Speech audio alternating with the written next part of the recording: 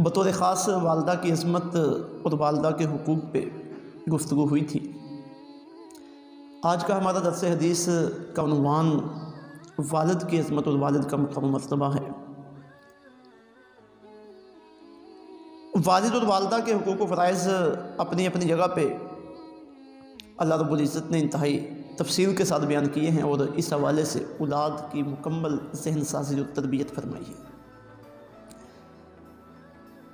اللہ تعالیٰ کا جو اس دنیا کے نظام کو چلانے کا فطری قانون ہے، اس میں جو خاندان کی اور گھر کی ریاست ہے، اس کا سربراہ اللہ تعالیٰ نے والد کو قرار دیا ہے۔ الرجال قوامون علی النساء، فرمایا گیا کہ مرد عورتوں کے اوپر حاکم ہے۔ مرد چونکہ عورت کے مقابلے میں فطری طور پہ طاقتور ہے، مضبوط اعصاب کا مالک ہے، اپنے ڈیفنس کے حوالے سے بہت محتاط ہے، اور اقدام کرنا اسے آتا ہے۔ باہر کے معاملات، محنت، مشقت، روزی کمانا، سفر کرنا، یہ سارے فطری طور پہ اس کے لیے آسان ہے، اور اللہ تعالیٰ نے اسے وہ طاقتیں عطا فرما رکھی ہیں، اور وہ طاقتیں بھی اللہ نے اسی لیے اسے عطا فرمائی ہیں کہ اس سے کام یہ لینے مقصود تھے۔ تو پھر اس حوالے سے اللہ تعالیٰ نے والدین کے ذمہ اتنا ہی اس کا مقام و مرتبہ بھی رکھا ہے۔ اگر والدہ کے بارے میں یہ کہا گیا کہ 3 مرتبہ آقا علیہ الصلوۃ والسلام نے اس کا حق بیان کیا ہے، اور کہا گیا کہ تمہاری جنت تمہاری ماؤں کے قدموں کے نیچے ہے، تمہاری ماؤں کے قدموں کے نیچے ہے، مطلب یہ کہ ان کی خدمت تمہارے لیے جنت میں جانے کا سبب ہے۔ تو والد کے بارے میں بھی آقا علیہ الصلوۃ والسلام نے اپنی احادیث طیبات میں بڑی تفصیل کے ساتھ ہدایات اور اس کے حقوق بیان کیے ہیں، جن میں سے حضرت عبداللہ بن عمر رضی اللہ تعالیٰ عنہ آپ سے مروی ترمذی شریف کی حدیث نمبر 1899 ہے۔ آقا علیہ الصلوۃ والسلام ارشاد فرماتے ہیں، رضا الرب فی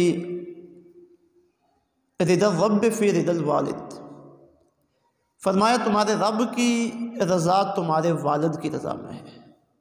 یعنی اگر اپنے رب کو راضی کرنا چاہتے ہو تو اپنے والد کو راضی کر لو۔ اب یہ دیکھیے کہ والد کے مقام کو اللہ نے کتنا بلند کیا ہے، اور کس قدر سے اٹھان عطا فرمائی ہے۔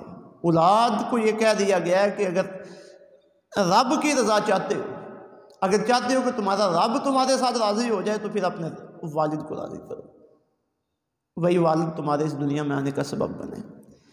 اسی والد نے تمہارے بچپنے کے ناز نخرے برداشت کیے، اسی والد نے تمہارے اخراجات برداشت کیے، اسی والد نے تمہاری تعلیم و تربیت کا انتظام کیا، اسی والد نے تمہارے قدموں پہ کھڑا کیا، اسی والد نے تمہارے لیے دکھ سکھ برداشت کیے، روزی کمانے کے لیے مشقتیں کی ہیں، پردیس کاٹے ہیں، خود بھوکا رہا ہے تمہیں کھلایا ہے۔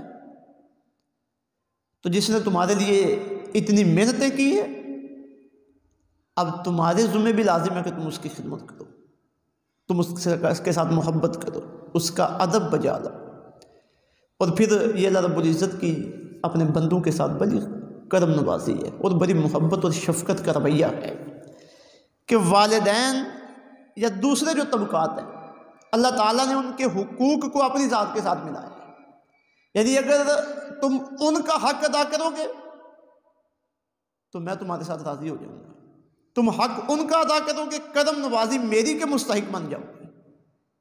اگر یہ نہ بھی ہوتا تو پھر بھی یہ حقوق ادا کرنے لوگوں کے ذمہ لازم تھے۔ جو دنیا کا ایک فطری قانون ہے کہ کوئی کسی کے ساتھ محبت کرتا ہے تو اگلا اس کے ساتھ محبت کرتا ہے، یہ احسان تھا والدین کا اولاد کے اوپر جو انہوں نے چکانا تھا، لیکن اللہ تعالیٰ نے اسے مزید آسان کرتے ہوئے اس کے اوپر اپنی کرم نوازیوں کا بھی ذکر فرما دیے، اپنی طرف سے انعامات کا بھی ذکر فرما دیے۔ تو فرمایا رضا الرب فی رضا الوالد، تمہارے رب کی رضا تمہارے والد کی رضا کے اندر ہے۔ اگر والد راضی ہے، والد تم سے مطمئن ہے، تو تمہارا رب بھی تمہارے ساتھ راضی ہے۔ پھر آگے فرمایا وَسَخْطُ الرَّبِّ فِي سَخْطِ الْوَالِدِ، تمہارے رب کی ناراضگی تمہارے والد کی ناراضگی میں ہے۔ اگر تمہارا والد تمہارے ساتھ ناراض ہو گیا تو پھر یہ نہ سوچو کہ تمہارا رب بھی تمہارے ساتھ راضی ہو گیا، رب بھی ناراض ہو گیا۔ اس لیے اگر رب کو راضی کرنا چاہتے ہو تو اپنے والد کو راضی کر لو۔ یہ عظیم مقام ہے اور حق ہے والد کا، جو حضور رحمت دو عالم صلی اللہ علیہ وسلم نے اپنی حدیث پاک میں بیان فرمایا۔ اللہ تعالیٰ والد کے اس حق کو سمجھ کر اس پر عمل پیرا ہونے کی توفیق عطا فرمائے۔ والسلام علیکم ورحمۃ اللہ وبرکاتہ۔